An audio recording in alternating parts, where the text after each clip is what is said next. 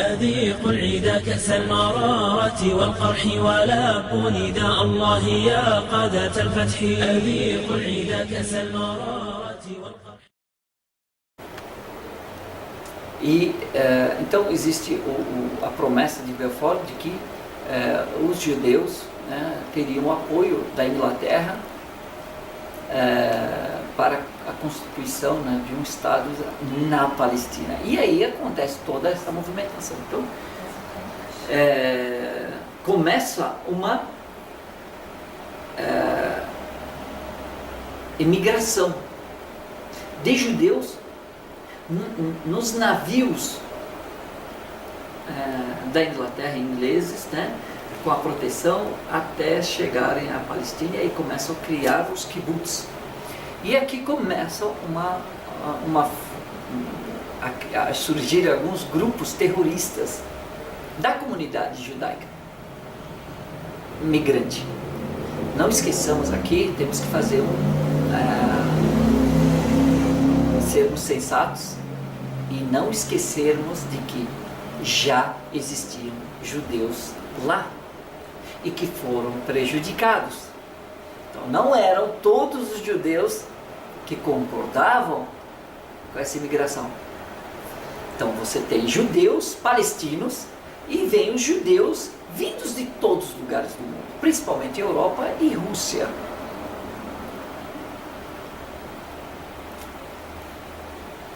Politicamente, geopoliticamente, era muito interessante para a Europa ela se livrar dos judeus.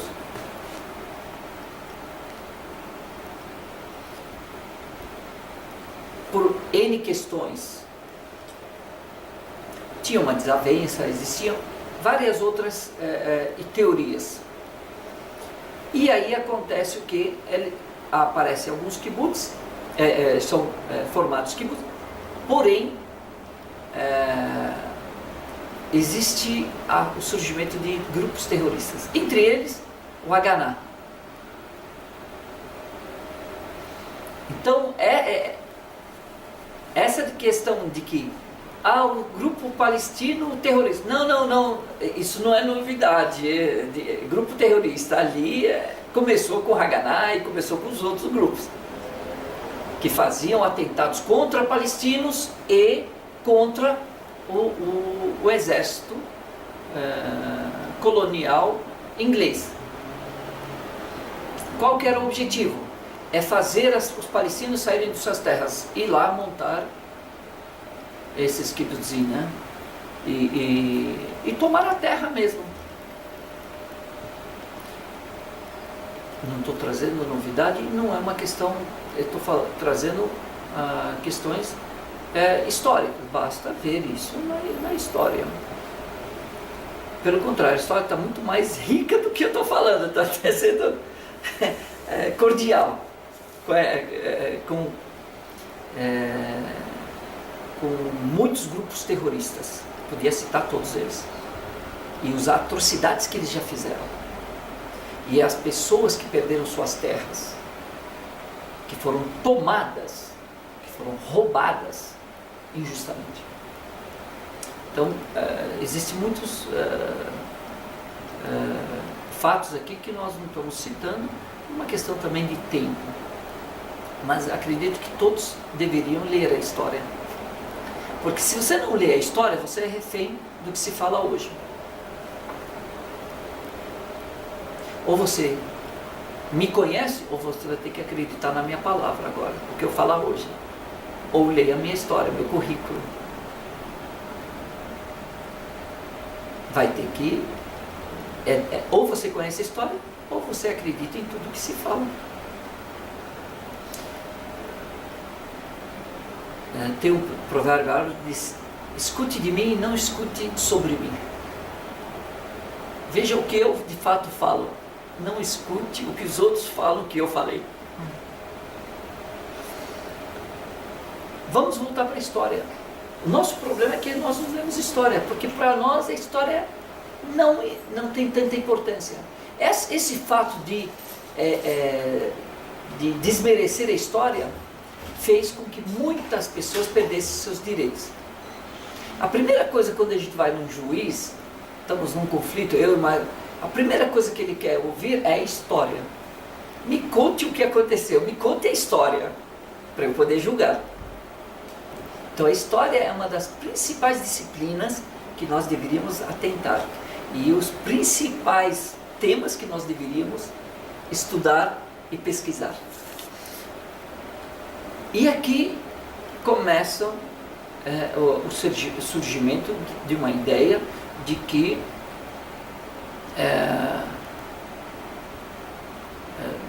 nasce, né, nesse meio tempo, nasce uma organização mundial chamada Liga das Nações.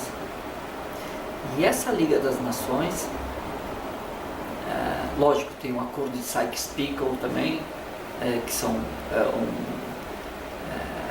ministros tanto da França quanto da Inglaterra, que fazem um acordo de divisa desses locais, né, desse território que agora é território novo, colonização.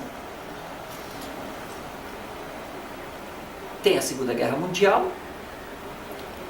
Em 1947, lógico, já um pouco antes da declaração do Estado de Israel, a Liga das Nações ela tem uma resolução, ela gera uma resolução que ela enxerga e sugere uma resolução de partilha da Palestina em 2 estados. Um estado para os judeus e o outro de palestinos. Aqui é necessário nós darmos uma parada, lógico que a pessoa que está interessada nesse assunto ela vai ter que estudar muito, e temos que entrar numa questão chamada de direito internacional para analisar o status, né, da Liga das Nações, que mais tarde, logo depois, passa a ser ONU, né, Organização das Nações Unidas. Qual que é o status dela e qual que é o alcance das suas resoluções, o seu poder de interferência na soberania alheia? Ela não tem nenhuma. A ONU, o que ela faz de resolução, vamos dizer em palavras mais simples, ela aconselha, ela sugere, ela acha, mas ela não pode executar, porque ela não tem direito a interferir na soberania alheia. O que dizer então de dividir um país inteiro? Tanto isso é verdade que muitas das resoluções que obrigavam os sionistas, né? Quando a gente fala dos judeus na Palestina, na realidade nós temos que voltar e ter uma palavra que vai definir, porque senão a gente vai acabar generalizando. Você tem os judeus, que são uma religião, uma etnia, e eles são divididos. E tem entre eles um grupo que pertence ao movimento político chamado sionismo. Quem tem toda essa ideia do Estado de Israel, da colonização, de ter um Estado, de expulsar, de tomar conta, são os sionistas, é o movimento sionista, porque não são todos os judeus que concordam com isso. Porém, eles fazem mais barulho, os sionistas fazem mais barulho, têm mais poder, então eles aparecem mais e eles se organizaram para isso. Então, tudo isso que nós estamos falando, desde Herzl até, são os sionistas que fazem isso. São os sionistas que planejam, são os sionistas que se reúnem, são os sionistas que executam todo esse planejamento estratégico. E aqui, em 1947,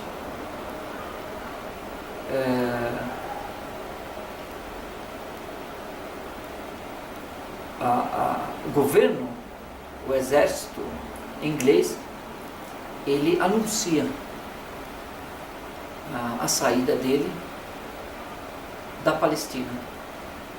Uma hora depois é declarada a fundação do Estado de Israel sobre a Palestina. Certamente que foi uma coincidência, né? Isso não estava planejado, não foi estudado estrategicamente, nem minuciosamente, e ninguém passou noites avaliando quando seria, não houve reuniões entre eles para que houvesse essa. Não, foi realmente uma coincidência, né?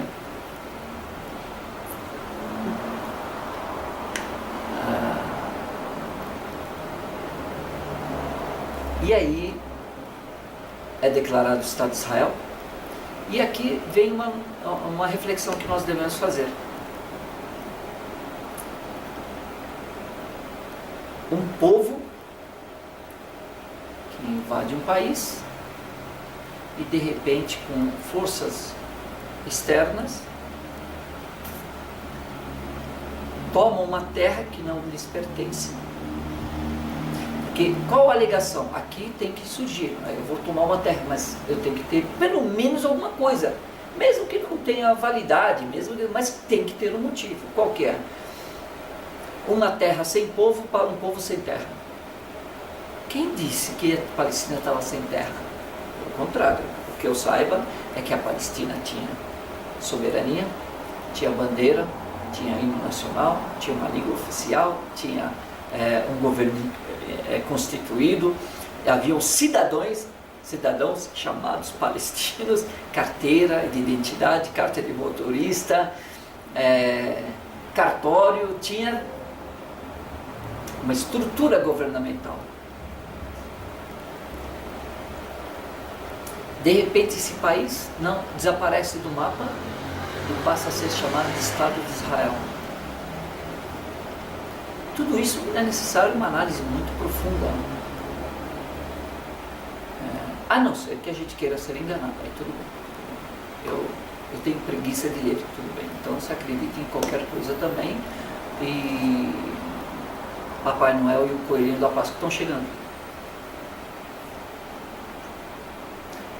As pessoas que acreditam no que se fala hoje são as mesmas pessoas que acreditam em Papai Noel e esperam dia 25 de dezembro mesmo, vão lá de manhã para ver na meia, lá na árvore de Natal, para ver se tem um presentinho, se o bom velhinho veio, desceu da chaminé mesmo, desceu na chaminé e trouxe o presentinho. São essas mesmas pessoas. E na Páscoa esperam o coelhinho mesmo botar ovo de chocolate.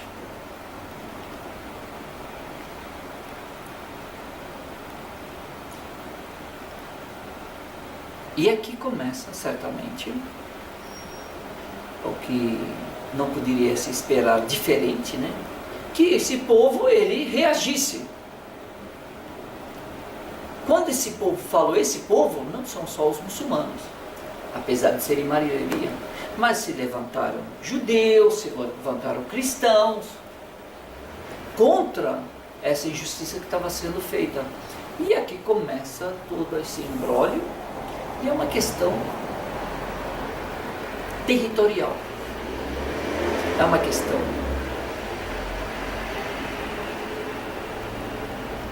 tomou minha casa, eu quero minha casa de volta. Aonde entra a religião aqui nesse evento? A religião, ela vai falar, vai dar legitimidade ou não. Então, ela vai falar que os palestinos têm razão em lutar pelo seu direito ou não.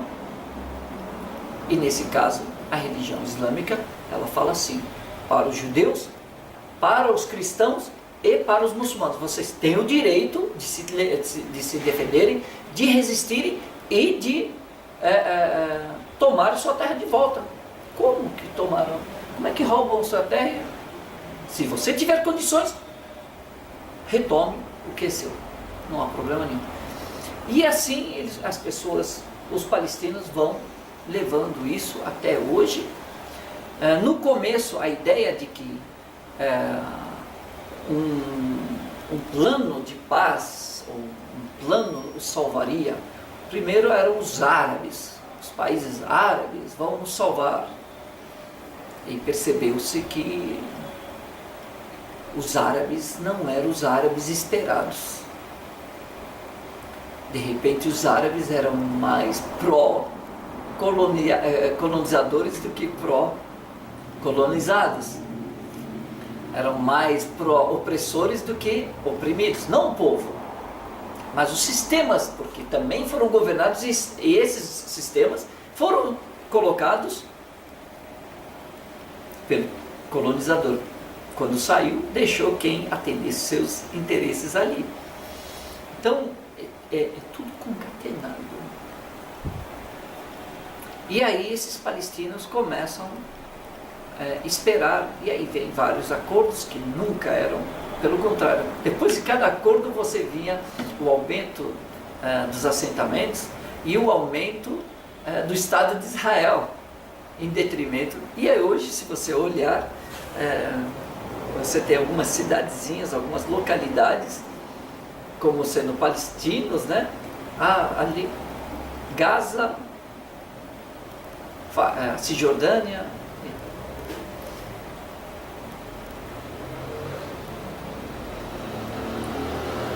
E o povo desacredita, ele não vê mais solução nos outros. E aí ele começa a ver que a solução só virá deles e não esperar a solução de fora. E aqui eles começam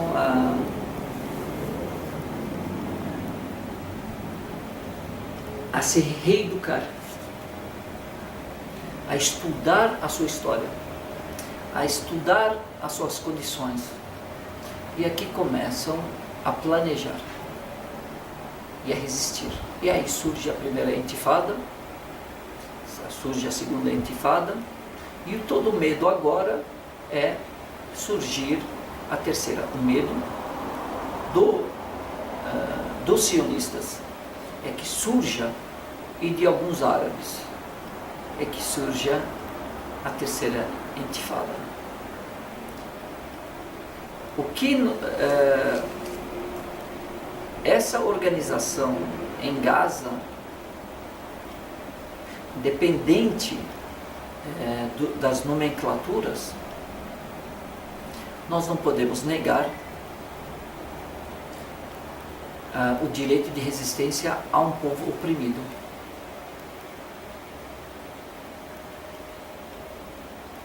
É só a pessoa se colocar no lugar. Eu aqui no Brasil, de repente, entra um outro país, a Argentina, e vem, toma e quer mudar a língua, quer mudar o país, vou aceitar. Pronto. É muito fácil aqui distante, eu julgar com comida na minha geladeira, na minha mesa, dentro do meu conforto, com meus filhos, todo mundo em segurança, não tanto segurança, mas um ladrão pode me roubar, mas tenho mais ou menos uma segurança de que não vai cair, minha casa não vai ser bombardeada por helicópteros, nem por aviões, nem... E eu julgar no meu conforto aqui,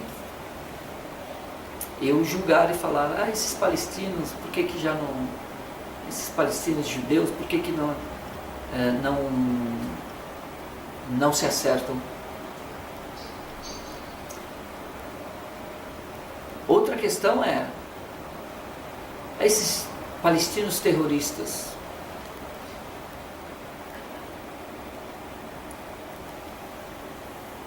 na década de 90 é que surge essa questão do homem-bomba na Palestina. Antes não se conhecia, só na década de 90 que surge. E quando surge por uma questão de chamar a atenção, de fazer barulho mesmo. O que eles alegam? De que os palestinos morriam, eram assassinados, seus filhos assassinados, as mulheres assassinadas, em grande número, casas eram destruídas e ninguém via, porque não se tinha mídia. A mídia estava na mão dos sionistas. E aí eles precisavam chamar a atenção.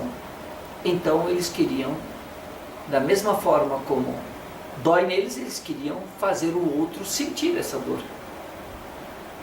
E aí, realmente, eles fazem barulho. Independente se as pessoas concordam ou discordam, mas que chamou a atenção. Mais tarde, cessa essa onda de homens-bomba. Cessa. Por quê? Porque agora eles passaram para um outro nível. Agora eles tinham algo que substituísse o homem-bomba, que é essa questão dos mísseis. Qual que é a alegação do Hamas e dos palestinos nesse negócio? Quando, por várias entrevistas que nós assistimos, né, quando é perguntado, mas esses mísseis não fazem nada, eles falam, não, pelo contrário, fazem muita coisa. O mesmo terror que eles nos causam, nós causamos neles. A questão é o impacto do lançamento de um míssil, mesmo que seja inofensivo. Todo o aparato que é movido numa situação como essa, um míssil é lançado, ele não vai fazer nada. Mas sirenes tocam, as pessoas correm para os bunkers, para a cidade.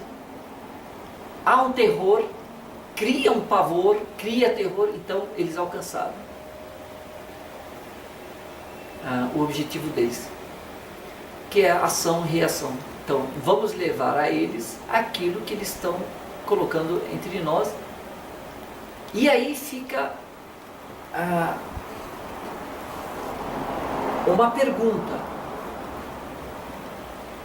Quando fala palestino terrorista, eu faço um questionamento aqui. Terrorista aos olhos de quem? Quem está julgando? Qual o interesse dessa pessoa, ou desse canal, ou desse meio que está falando? Esse é terrorista. Ele está do lado de quem? É necessário nós analisarmos isso. Se está do lado dos sionistas, certamente o palestino ele é terrorista. Se ele estiver sorrindo, ele é terrorista. Se ele estiver distribuindo cesta básica, ele é terrorista.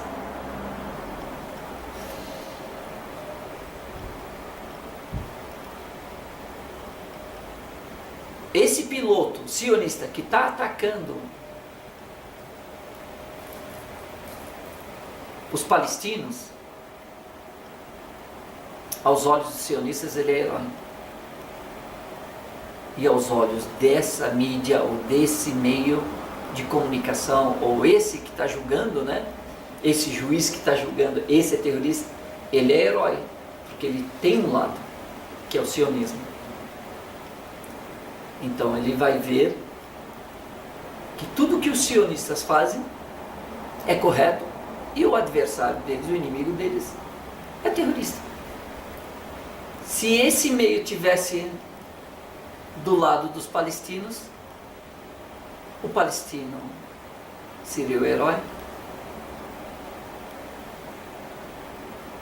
e o sionista terrorista.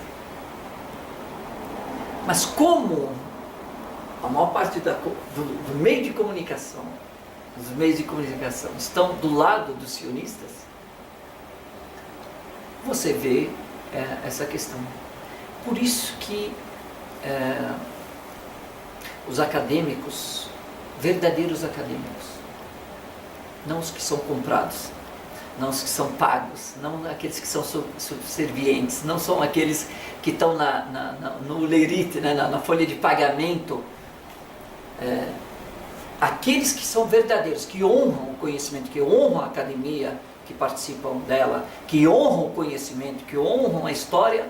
Quando eles leem a história, eles sabem quem tem razão, quem não tem. Porque não é uma questão de opinião, porque não é subjetiva a questão é objetiva, porque é uma questão de justiça. Não é uma questão emocional, é uma questão racional. Eu tenho que ser justo. Por mais que eu queria que esse lado estivesse certo. Por mais que eu tenha muito a ganhar se eu falar que esses têm a razão, eu tenho que ser justo. Está errado, eu tenho que assumir que está errado. Por quê? Porque é uma questão de ação e reação nessa vida. Aqui no Brasil falam que aqui você faz, aqui você paga. Sim, isso é verdade. Dentro da religião islâmica, isso é previsto. Que muita coisa que você faz aqui você paga e também lá no dia de juízo final também. Algumas coisas são deixadas para o dia de juízo final e outras você paga aqui. Deus antecipa aqui. E o que ele antecipa aqui é menos do que ele antecipa do que é feito lá. Então, a injustiça é uma dessas coisas que Deus acelera e apressa e antecipa o sofrimento do injusto nessa vida. Primeiro, já deixa um peso na consciência dessa pessoa. Essa pessoa não consegue dormir direito, ela não consegue andar direito, ela não consegue comer direito, ela não consegue trabalhar direito, ela nunca vai ficar tranquila. Então é necessário nós sermos justos e analisarmos essa situação do ponto de vista histórico e do ponto de vista da justiça. O que é justo? Quem de fato tem razão? Porque amanhã eu posso estar nessa situação e as pessoas analisarem a minha situação da mesma forma como eu analisei a outras. E eu não ver apoio. E aí eu vou gritar por justiça e a justiça não será dada. Por quê? Porque eu corrompi a justiça. Eu fui um dos corruptores da verdade. É muito importante nós... Então essa questão de que é um conflito islâmico, aí é milenar, e as pérolas, né, de alguns jornalistas, de alguns que se auto-intitulam, né, experts no assunto, é uma questão milenar.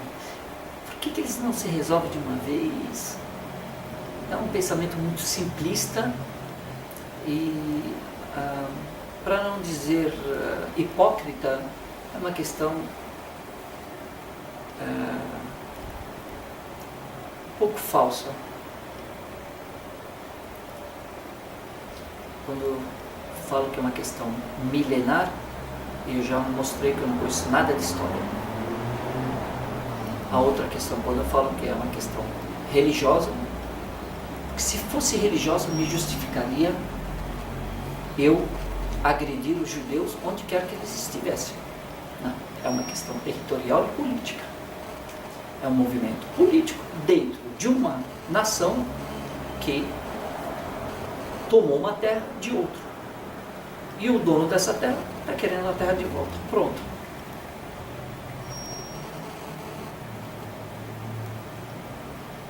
Esse é o resumo. Mas para chegar nesse resumo nós precisamos... E aí eu convido todos a lerem a história. Não acreditarem nas minhas palavras.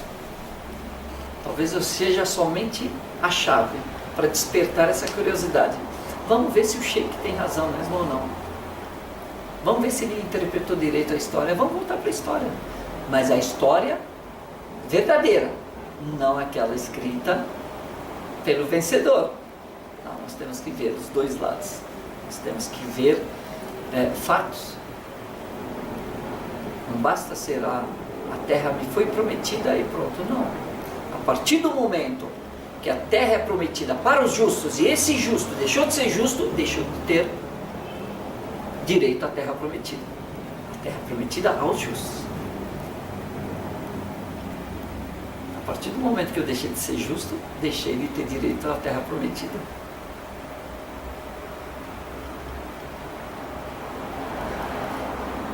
O que nós temos na Palestina hoje, nós palestinos, independente se é muçulmano, se é judeu, se é cristão, isso se chama resistência.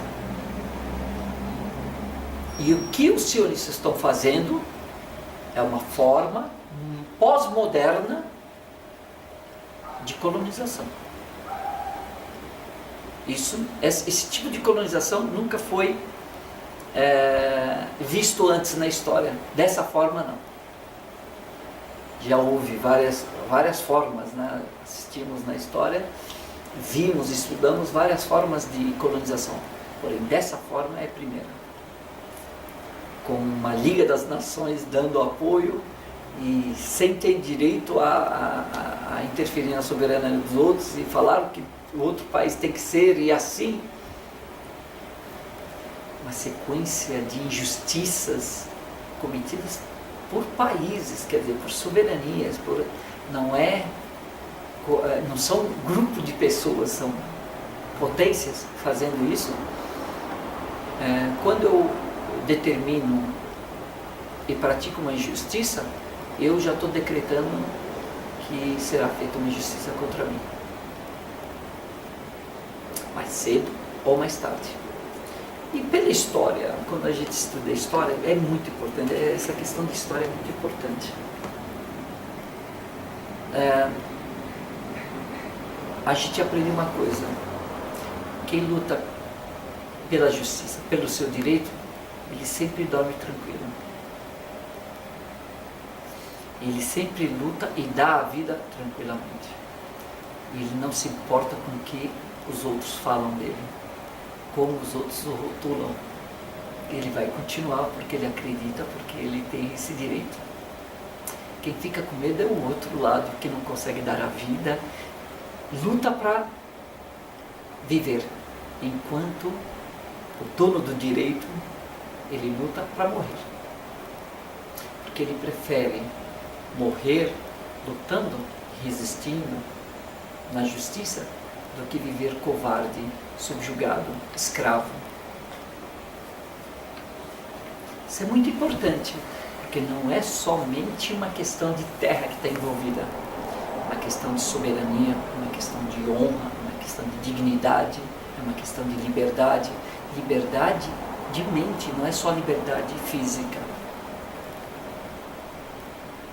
Por isso que você vê os presos palestinos nas prisões sorrindo. Estão presos, mas eles são livres. O corpo deles está preso, a mente deles está livre, a alma deles está livre. Porque eles sabem que eles têm uma causa justa. Porém o outro tem medo. Tem medo porque ele luta para viver. Esse é o primeiro a morrer. Porque mesmo ele andando, ele está morto. Ele não tem qualidade de vida, ele está morto, ele é um zumbi. Porque ele não tem direito, ele é injusto.